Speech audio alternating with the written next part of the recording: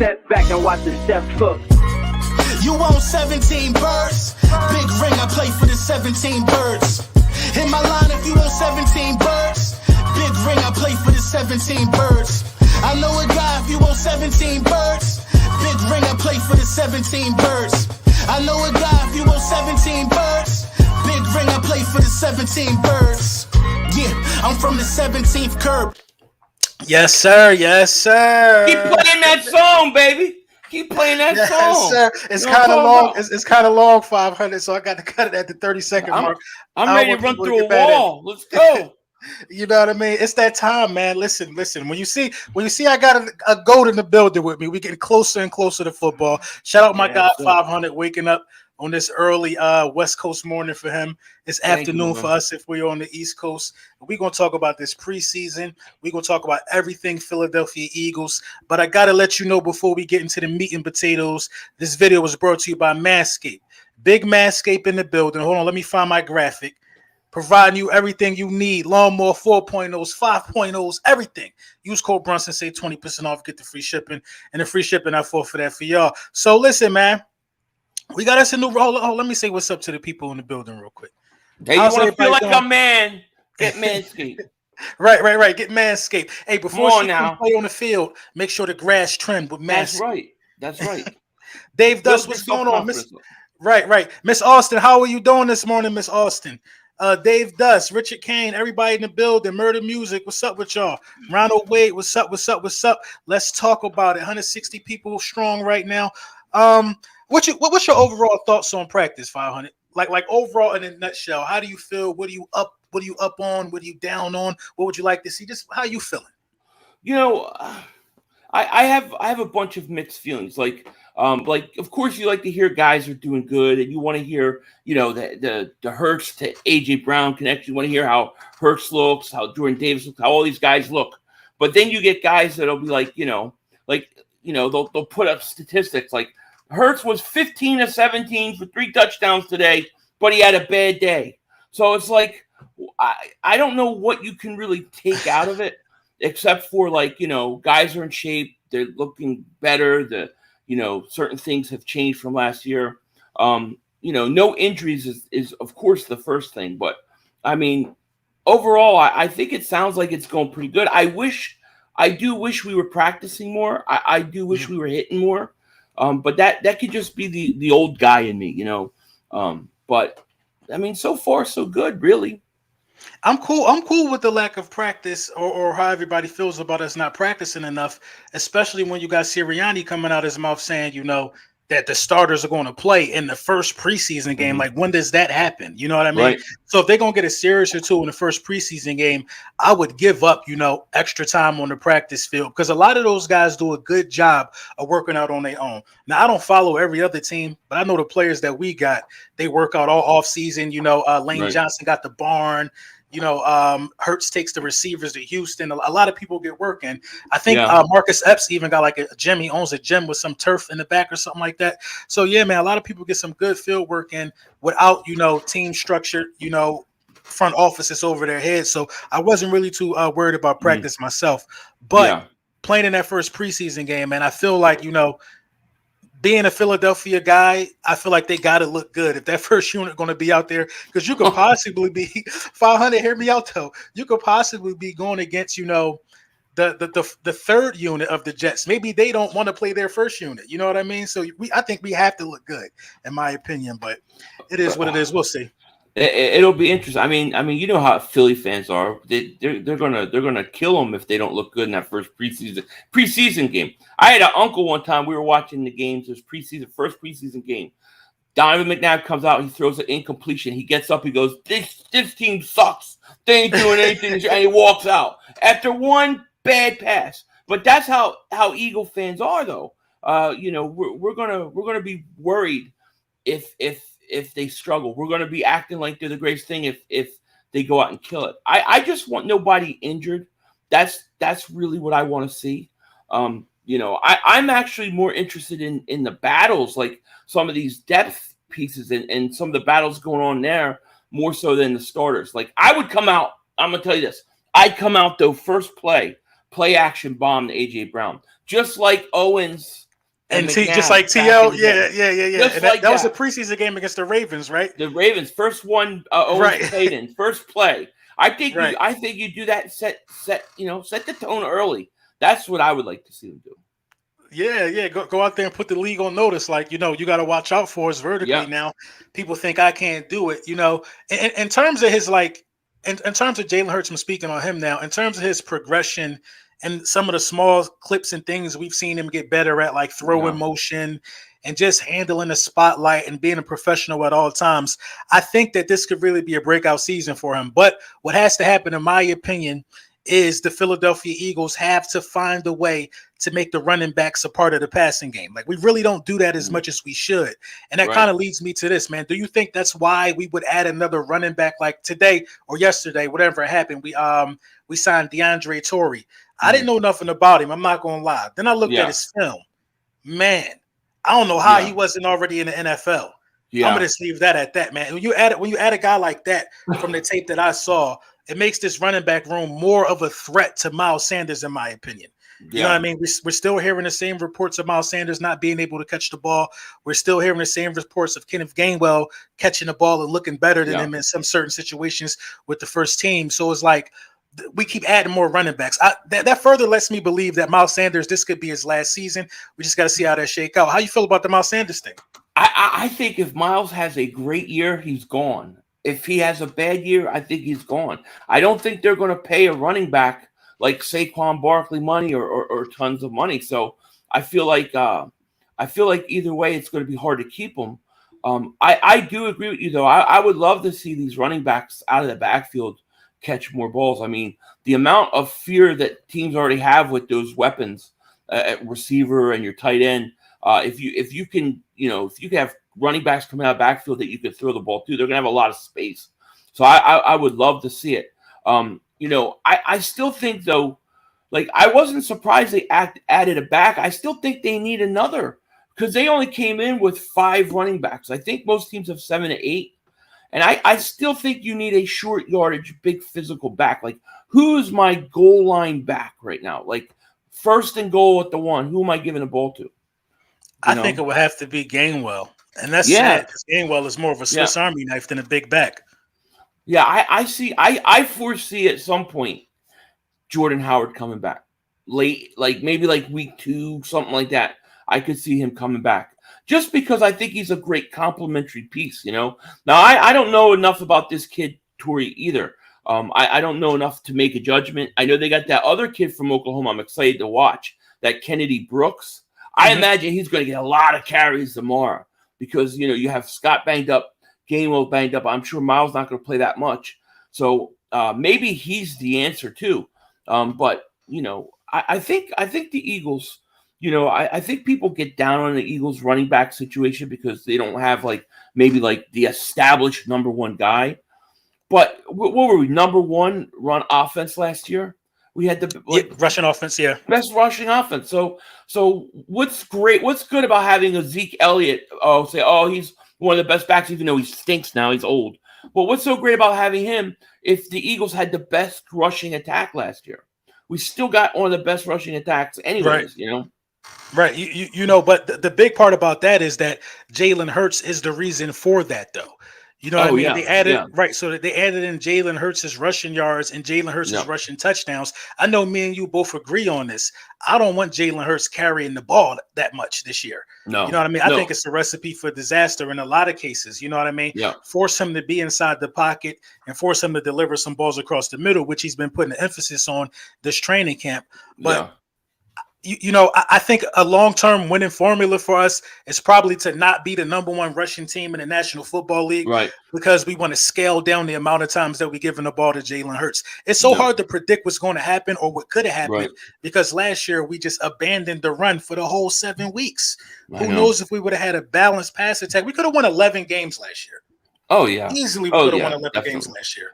So you know what I mean? So I don't think it's outlandish for people to say that this team, with the additions that they made, could potentially win 13, 14 games. I don't think it's that ridiculous, but even though I got him somewhere around 12. So let's talk about the wide receivers real quick, though. I was thinking about Devontae Smith missing his 4th camp. Do you think that would hinder him as far as development or some weird chemistry lapse or something like that they could have?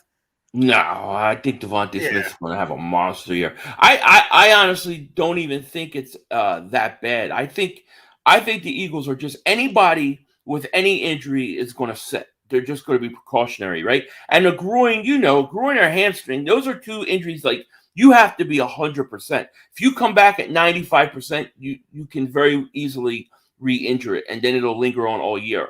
So I think Devontae Smith. I mean, from what I've seen, he looks ready to go already. I don't think it'll be a problem. Once he's ready to go, he'll be ready.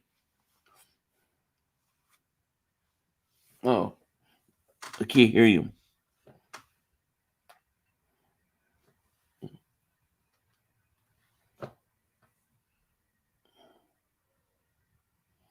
Okay, here.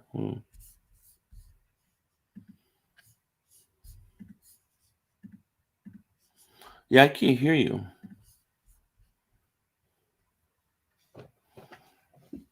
I can't hear. I think you're muted.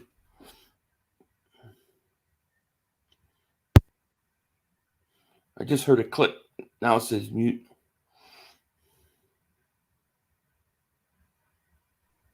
We good. There you go. Yeah, now I can hear you. Not bad, guys. Not bad. No, So, I thought it was me. I thought I lost my hearing for a second. I was like, right. So what I was saying, what was I saying? Devontae Smith. So I think Devontae Smith, him missing practice for me personally is not a big deal because I feel like that he just knows everything about being a wide receiver. You know what I mean? From the routes to just the body language to how to attack defenses. Like he came into the league already at a level as far as route running goes that you probably can't even teach. So I think he'll be fine. I would be more worried if it was a guy like AJ Brown that had to miss a little bit of practice because he would be new. And, AJ Brown seems like a rhythm receiver, which is why you see AJ Brown getting the amount of targets that he's getting in practice. That type of stuff gets him going when you feed him the ball, much like a lot of number one wide receivers in the league. How do you feel about the connection with Hurts and AJ Brown? I mean, there was a lot of people talking about how they had no connection back in like March, but from what we're hearing at camp, he goes to AJ Brown a lot. So I think the connection is going to be fine. The great thing about AJ Brown is not only, is he a threat, he could go deep, whatever, he could catch the ball and turn it into 80 yards because he's so good after the catch. You know what I mean? So I expect big things from AJ Brown this year. I do. I think AJ Brown is gonna feast. And it's gonna be awesome. Yeah, I think he might have I think he might have a career year the way that Hurts is putting emphasis on getting him the ball. Yeah. This is what I worry about though. I'm not mad at you targeting your number one wide receiver, but Devontae Smith is so good. You got to know when your number one wide receiver is getting too much attention and that the easier throw is to Devontae. Like feed AJ by all means, but don't overfeed him and then play your hand wrong and start throwing interceptions because Devontae Smith could also have a really, really big year. Yeah. Like this offense is predicated for a wide receiver 2 to eat. You know what I mean? Yeah. A wide receiver 2 and a tight end should eat in this offense, man. Well, I'll give you a little prediction. I think by the end of the year, Devontae Smith leads in receptions and receiving yards. AJ Brown leads in touchdowns. I think Devontae Smith's going off this year. Like people forget how good that guy is. He was the third. He was like targeted like the 37th wide receiver last year. Like they didn't go to him nearly as much. And if you watch a lot of tape, he was open a lot. And I think with AJ Brown taking all that attention of the cornerback one from Devontae Smith, especially early in the year, I think Devontae Smith's going to go off. I do. You know what? I like that prediction because I feel like AJ Brown is just going to be so dominant in the red zone that he's going to get a lot of those touchdowns. I can see that happening. Yeah. Shout out to my guy Georgie, man. Thank you for the super chat. This team is in a win-win situation. If Hurts is bad, we got a first-round pick, and if he's great, we have picks to load up on talent for the future. The future is bright for this team. Love y'all. Go Birds. Absolutely. Hey, man, shout out to you, bro. Yeah, he's right. I feel like we are in a win-win situation in that aspect. Howie Roseman get a lot of kudos for that. He does. You gotta give him credit. I don't know. Howie's making it hard on me this year, man. He is. Yeah. My guy Philly Mike, shout out to Mike. He said supposedly 5 practices for Smitty and only 10 targets. Wow, really? Listen, I hope that ain't true. I hope that that's not true. That would be crazy. That's not a lot of targets. There's not a lot of target, and that's what I mean by I don't want him to overfeed his hand. Hopefully that's not the case though. So we talk about the offense enough because a lot of people are excited. They like to see offensive play. Yeah. But for real, I'm really a defensive guy. I don't know if a lot of people know that. I'm a defensive minded guy, and the defense has been winning the battle in practice. Much expected when you got a defense with this many veterans. Right. But we've been hearing from one specific position every day in practice that these guys are flying around making plays. We're not even used to hearing it. The linebacking core of the Philadelphia Eagles. Oh, no. I know. What I mean? Crazy. All we hear about is Kaiser White and TJ Edwards. Yeah. Kaiser White and TJ Edwards. You know what I mean? I'm hearing about TJ Edwards so much. And I'm such a huge Nakobe Dean supporter that I feel like if he ain't better than TJ Edwards, then maybe he got to be a complimentary guy starting out his career. I'm not mad at that. If a complimentary guy got the IQ of Nakobe Dean, I'm fine with that because TJ Edwards deserves it because he's improved year in and year out. Like, how do you feel about this linebacking room, 500? And do you think it's the best linebacking room in the East? That's a great question. In the East. Because Dallas fans, they just like to throw Micah Parsons in our face. But that's one man. I mean, they got some good linebackers. I think Hassan Reddick negates a lot of Micah Parsons. Let's say Micah Parsons is going to get you 13 sacks. Reddick's going to get the Eagles 11-12, so that's like a 2-sack difference. So I think he negates a lot of Micah Parsons, although Micah Parsons is really good. I don't know if it's the best in the East. I think the Cowboys do have good linebackers. I think the Eagles have a better defensive line in Dallas. But, the thing is, I think a lot of people are like seeing TJ Edwards flash everyday practice. And then you hear stories, well, Nakobe Dean ain't really doing a lot or anything like that.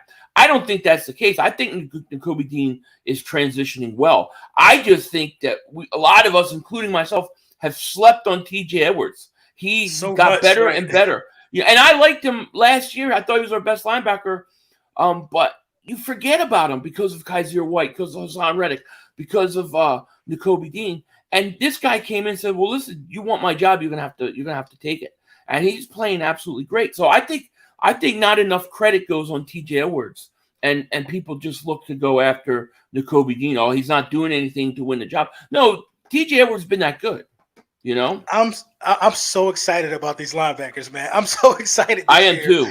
I'm so excited. TJ Edwards is like the perfect example for development. You know what I mean? Right. The guy just continued to develop, and they're saying he's the best linebacker on the team. I talked to Clay Harbor the other day. He said he is the best linebacker on the team. That's what I heard. Right, and the amount of times that you've heard Kaiser White's name, Kaiser White is tipping the pass as leading to an interception damn near every day. Right. As much as I hear his name, and for TJ Edwards to be the best, I feel like that this linebacking room potentially is the best in the East. Because, like you said, outside of Micah Parsons, right? Like you said, outside of Micah Parsons, you know what I mean, and Hassan Reddick negating what Micah Parsons does, I don't think it's even as big as a 2-sack difference. I don't think Micah Parsons is going to have another 13-sack season, but I've seen Hassan Reddick have 10-sack seasons back to back. Yeah, you know what I mean. He's proven to do that. So it is what it is, though. But the only competition I think, as far as linebackers go, is Dallas. They did get Anthony Barr, and Anthony Barr is a solid linebacker. So. You're right, man. We got to prove it. So it is what it is. Yeah, I mean, I'll have to see it on the field. I'll give Dallas the edge because I don't think the Cowboy fans can take much more of this, man. They know every day that we're better than them in almost every position. Now you got Michael Irvin coming out saying the Eagles are on the way to building a dynasty. I don't think they can take much more disappointment, So we'll give them the slight edge. But I will say this: of all the years I've been watching the Eagles and their linebackers, I really think this has the potential to be the best linebacking core since Seth Joyner, Byron Evans, Jesse Small, Willie Thomas coming off the bench. Like, I think you go back that long because I think these guys are young, they're athletic, they're hungry, and we forget a guy like Davion Taylor who's come back from injury. I mean, he's been playing really well too, and Sean Bradley. So the competition at linebacker is tremendous right now. I love it right now, man. I love it. Who was the linebackers that was playing with Jeremiah Trotter? Because Jeremiah Trotter was one of my favorite Eagles growing up. Carlos Emmons. Carlos Emmons. Trotter, and then you had the dude. What was the dude? I forget his name. The bow tie guy. Remember? What's his name? Remember? It's on the tip of. He was with the Giants. I can't remember his name. And then you had Mark Simenow. He stunk. There was there was some good linebackers. Yeah, that wasn't like a great core. You're right. Trotter was the standout. Yeah, Carlos Emmons was good. Then he left. And then, oh God, I don't know why. Dahani Jones. That's Dahani Jones. There it is. Dahani Jones. Yeah. Yeah. Gary Gardner, Dahani Jones. Yeah. I'm horrible with names. I be knowing. I'm good with faces, man, but I'll forget your name if you don't make a play in a couple. I know, years. right? Yeah, exactly. Yeah. So the safeties, man, the safeties, man, I wasn't really worried about the safety position even before we got Jaquiski Tartt, but I haven't been hearing anything bad about the safeties, and that's just like refreshing. I ain't been hearing nothing good or anything bad for the most part. Yeah. A lot of the undrafted safeties and undrafted free agents been making plays and things of that nature. That one kid I can never pronounce it, Chichara, Kakatre. Yeah, he sounds like he's a player, man. He's somebody I really want to watch. Because I keep hearing good things about him. I heard some good things about Epps. Tartt and Anthony Harris kind of quiet, but I think eventually Tartt wins that position. That's just my opinion. But I think so too, man. Tartt actually could play. You know, those guys are veterans. They're probably taking it like a little easy in practice. You know what I mean? They know how to, get their body right. They're letting other guys get some shine. That's what I like about this team. Yeah. Any concern with the tight end 2 position? Oh man. Dude, I've been saying this for a month. Like people say, "Oh, you're crazy." I'm like, look, who's a tight end 2? Like, who do we have? Like, I like Richard Rodgers, but he's never healthy long enough. He's always hurt. He's like Jordan Howard, right? Always gets hurt. Then you have Stahl. I'm like, okay, the Calcaterra kid, whatever his name is, he's hurt. But I don't even know what he can do yet. That Tyree Jackson kid I really like, but I think you have to stash him for a year. Like, he's come back from injury. Then you have, Mary Poppins, the Umbrella Man, J.J. Arcega-Whiteside. I'm sorry, but he ain't making it. He ain't making it. It ain't happening, dude. I mean, I think it is he stinks, dude. And then you have the kid they got from Atlanta. He goes on the IR already. So I think you need another tight end. Or at least we need somebody to win that job. No, yeah, it sucks because if Goddard goes down, you really have nobody that can do even half of what he does. Because Goddard could block, he could catch. Goddard could even take a tight end. Goddard could do anything from the position. You know what I mean? He's one of the top guys in the league. I think you got to do something too. But it's like I've never seen a move be made for a tight end before the season if it wasn't like a franchise, change and move. Like, where do you find like just go get a tight end, man? Go get a tight end. How will you figure something out? I think maybe you get like that. That may be a position that something comes available at cut time. Because teams want to cut. I don't think you don't need like Zach Ertz back or anything, but I just think you need somebody who is capable of being that second tight end. So I wouldn't be surprised if they make a move there. Like Eric Ebron would be perfect for it. He would be perfect. But he would actually be perfect. Yeah, so I do think they need another tight end. That is a big concern of mine, no question about it. Yeah, I'm concerned with it as well. So what concerns me the most, I'm going to give you my top thing that concerns me the most going into this season, is play calling, man. It's play calling from the offensive side and the defensive side. I'm so unsure of how these coaches have developed because, listen, all training camp, all we hear about is throwing motions of players, how players are able to block and move people. We hear about Jordan Davis. We hear about the good and the bad that players are doing, but we don't get to hear from the coaches until week 1. We don't get to really grade the coaches until like the first 2 games of the season or something like that. We're just going into the blind, looking at the development of the people that's on the field, but we don't know where the coaches have developed. I'm so afraid of how Nick Sirianni can do these things because Nick Sirianni is a guy that showed us 2 sides of the coin in one season. That really don't happen. Like, where is he going to stabilize himself at? Where is he going to root himself at as a head coach? What's going to be his philosophy? You can't be going into your second year not having an identity. Right now, we don't have an identity. You know what I mean? If you want to say that running is our identity, you're only going to say that because it worked. We tried 2 things. We were Right. semi-successful throwing the ball. We were very successful running the ball. But what Yeah. you did was you add more pieces and more opportunities to throw the ball. So what is Nick Sirianni going to do? Like, what do you feel about the coaches going into this? Well, my biggest concern is Jonathan Gannon. He's the guy that scares me more than anybody because I just think about like last year when you had Patrick Mahomes and you had Carr and all these quarterbacks are throwing like 85% completion percentage against us, right? And I'm thinking to myself, the halftime at some of these games, some of these quarterbacks were like 21 or 23 for however many yards, right? He never did anything to try to fix it, try to stop them, try to get them off their game, try to get to the quarterback. Like, is he going to do that this year too? I know he said he didn't have the pieces, but he didn't even, in my opinion, attempt things. So he's my biggest fear. The thing with Sirianni is the one thing I have hope with him is like, I watched this guy completely change his offense, give his play calling up to his offensive coordinator. So I feel like he'll do what he has to do. He's proven that he's willing to do whatever it takes. My only worry about with them is, can they get guys like Devontae Smith, AJ Brown, enough targets? You know what I mean? Like, I don't think you can be a run-first team this year.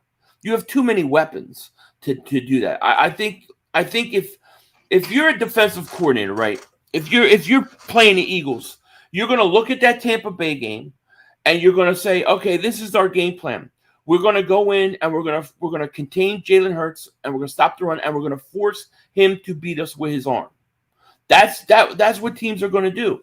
So to me, you got the weapons now with AJ Brown, Devontae Smith, Goddard. Like, I think you have to be a pass first team, and that's what I want to see. Can they do that? You know, can they run good enough routes for these guys to get open? Can they incorporate Devontae Smith and Quez Watkins the right way? That's what's going to be interesting to me. Yeah, honestly, for the passing to work. Now, I think you got to pass the ball more too. I agree, but for me, it's not so much about, you know, can the weapons get open. It's about, can Jalen deliver the ball? Well, Because you got guys, right? You got guys that can get open, like Devontae Smith. Like you said, the film that was out on Devontae Smith getting open and us not getting them the ball. Now, granted, that's only from an all-22 vision or all-22 aspect. You don't know what was going on the field, but dude was open a lot. It's not going to be a lot of times where AJ Brown and Devontae Smith are not getting open. So I think Jalen Hurts has to show that he's improved his reading the field and things of that nature. Carlos Garcia, man, thank you for the super chat. He said, got your hat on, bro. LB, Fly Eagles Fly. Shout out to you, bro. You look great. You look amazing. You look amazing, bro. Michael Johnson, man, thank you for the super chat. So, I think, you know, Jalen Hurts going to, like, Jalen Hurts knows he knows what's being said. A lot of these guys know what's being said, man. Let's be real. You're dealing with guys that are, they not even millennials. I'm a millennial. What are they? They like Gen Z or something like that?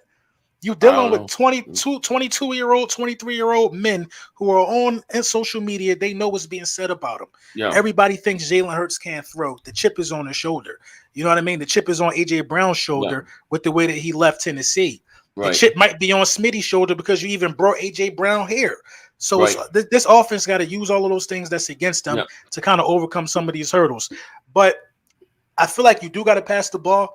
But at the same time, I feel like you don't really need to pass the ball to beat a lot of teams that we play this year. I think our schedule is kind of easy, but you still got to show that you're dominant through the air. Yeah, two things I want to say. Remember the Giant game where it was like the last play of the game before Rager dropped the ball, right? He had his eyes closed trying to catch it. But Devontae Smith goes to the sideline and he tells the coach and the quarterback, he says, I'm going to be open this play. Get me the ball. They didn't get him the ball. Like to me, that's where the coach has to be able to say, one of my guys, my young receiver, he's trying to be a leader. He's trying to take the leadership aspects of this team. He's trying to put the game on himself. Get him the ball. He wants the ball. Give him the opportunity to catch it. And that play I'm talking about, Devontae Smith was wide open. You know, I feel like that, it is Jalen Hurts. Like, he has to throw the ball better, of course.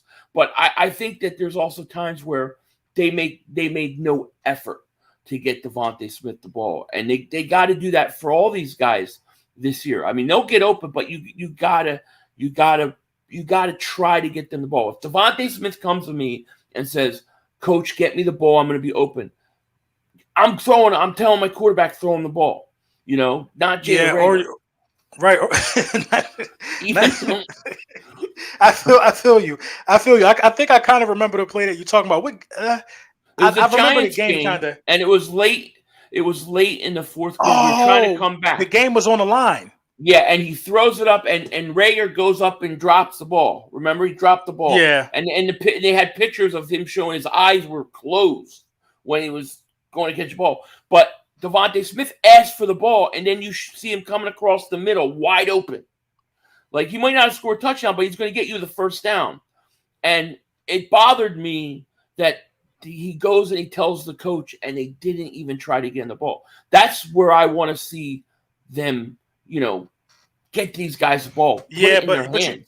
I feel you. I don't think Devontae Smith went about it wrong in that certain way. I'm telling the quarterback though. If it's me, I'm going to go tell that quarterback. I'm going to tell Jalen Hurts. We went to Alabama together. Like, bro, they cannot guard me. Get me the ball. You know what I mean? Yeah. I don't know if Jalen Hurts thought he saw an easy touchdown, which it would have been if dude would have opened his eyes probably. But yeah, man, you got to get the ball to Smitty in that situation. You know what I mean? So I'm glad that. But this the thing though. I think he respects AJ enough to just if AJ he's going to make sure AJ don't even have to ask for the ball. But you still got to keep in mind who Smitty is and what he means to this team. So preseason coming up, man. Like, what do you expect to see tomorrow out of preseason? Are you watching the game tonight? I don't even know what games are on. The Giants. Oh yeah.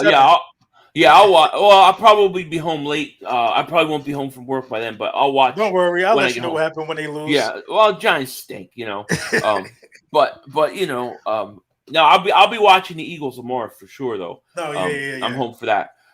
It's going to be interesting. I want to say one thing about the run first thing because I think it's interesting. A lot of people want us to be run first. And you're right. We don't need to be the greatest passing team. We could run the ball and win a lot of these games, But I think like this season's about Hurts. So like to me, I want to put the whole season on him. I want to put it on his shoulders. I want him to go out and throw and prove that he can win with his arm. Because I need to know if I'm going to sign him to a huge contract after the season's over. So I think that if they ran the ball, let's say if Hurts was throwing 20, 25 times a game, I think that's a waste of the roster because you got weapons everywhere. I want them to throw more than 25 times a game? I want them to throw 30, 35 times a game. I want them about 60%. Yeah, you know what? I ain't mad at that. I'm not mad at that. I'm not, I actually like your stance on it because it's like it literally is Hurts season. You know what I mean? Yeah. He has to show and he has to prove. Right. Bird Gang, man, thank you for the super chat. He said 2 Eagles GOATs. This year's second ring coming. Keep up the great work and need to get in the lab with both of you guys again ASAP. Hurts season, Eagle Nation. You already know, Bird Gang. Shout out to you. Absolutely. Get to my guy D-Rob real quick. D-Rob, Reagor dropped their game winner.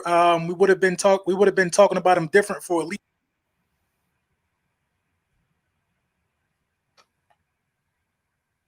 You went mute again. You went mute.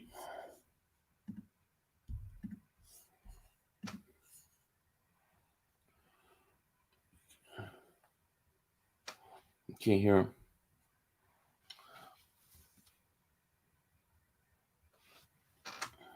I think, yeah.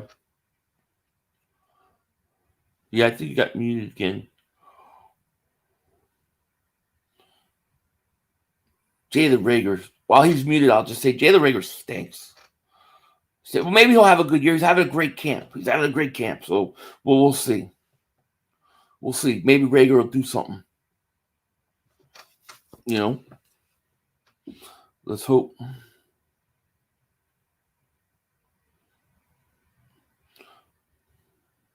Yeah, people can't. He's working on it. Jalen Reagor dropping balls with eyes closed. There you go. Jalen Reagor and Hurts both stink. Hurts don't stink. Jeez. There, I hear him now. I hear something now.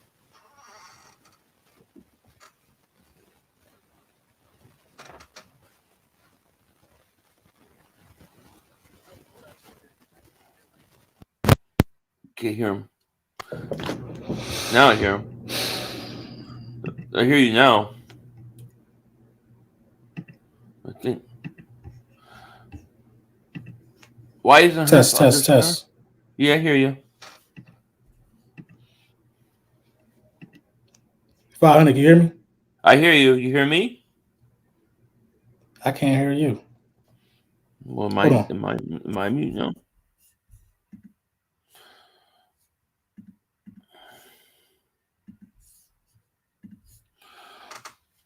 Can you guys hear me, or you? I know he was going. Can you hear me? I don't hear you. No, you mute still. I can hear you now. Though. Oh yeah, now I hear you. Okay, cool. Okay, Yeah.